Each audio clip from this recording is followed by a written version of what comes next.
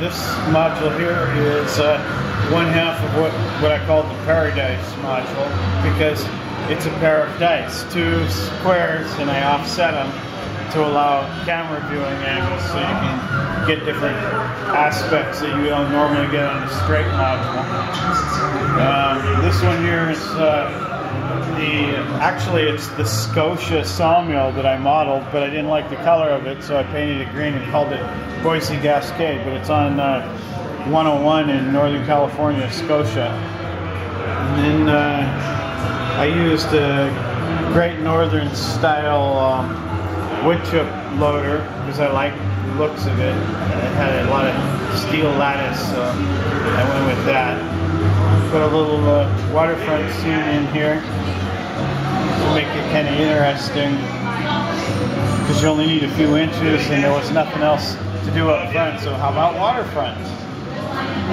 Let's see, this next module is the time saver.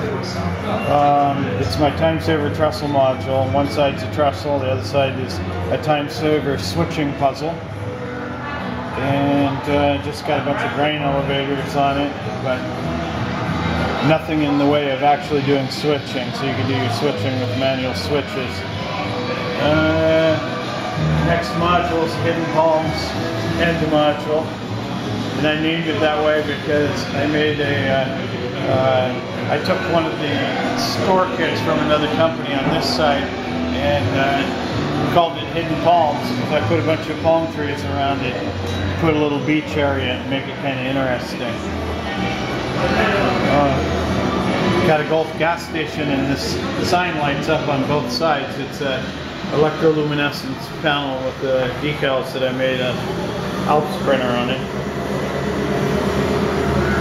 Here's the other side of the time saver trestle module, and obviously this is the trestle. I just wanted something that had a waterfall and a lot of mountains, you know, so that when you watch a train go by, it adds interest, you know, and you can get good views going up or down. You know, if you move your camera down and look up at the train, it adds a good perspective to it.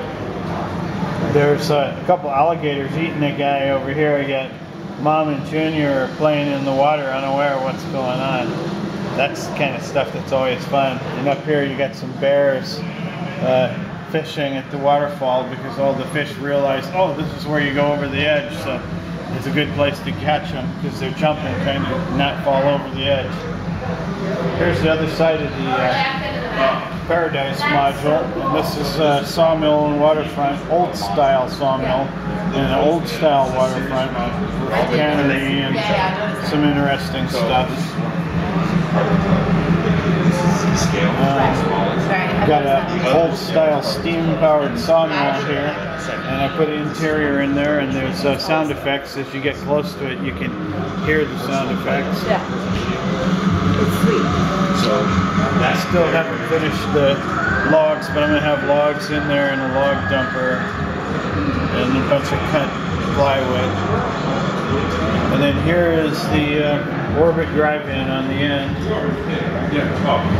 It's just got an LCD panel, and I used one of those EL panels that has the marquee on it. It's kind of hard to see because of the direct sunlight, but it runs. I put black lights inside the fireworks stand, so you have to go around the other side to see in there, but it lights up what's in there, you know, all the firework advertisements, and makes them glow, so it's kind of interesting. And then the obligatory trailer park, you always find those around, you know, close to the tracks and close to drive-in theaters in the day, and you got some free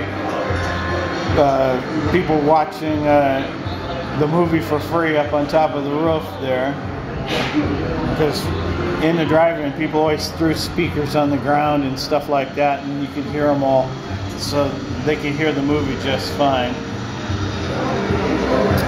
And that's about it for these modules.